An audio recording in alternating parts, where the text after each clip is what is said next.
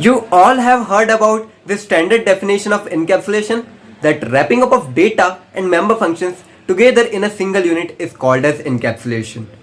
But wait, have you ever understood its context? Like what this definition is exactly trying to say?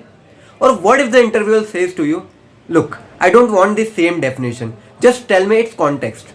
So how you are going to explain it? If you don't know, so don't worry at all. In this video, I am going to tell you about it in a simple and concise manner.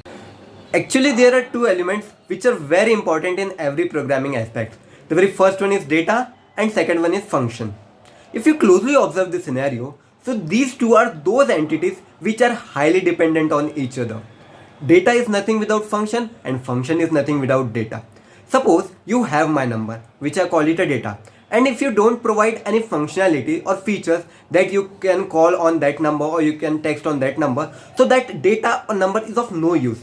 Obviously, what you are going to do with that number if you do not able to call me or text me, right? And vice versa is also true. If you have provided the functionality or feature in your phone that you can call anyone, text anyone, but if you don't have anyone's number, which I call it a data, so what you are going to do with that feature or that functionality, right? So this is how the data and functions both are dependent or interlinked with each other.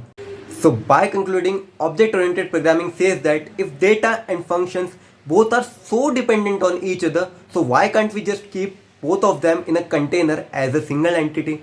And that's where the standard definition of encapsulation comes into the picture, which also tries to convey the same message, that if data and functions both are so dependent on each other, so just wrap up them in a container as a single entity.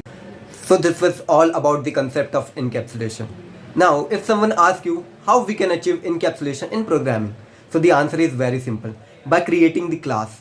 Because if you look the structure of class, so class also consists of two important things. The very first one is data and second one is member function.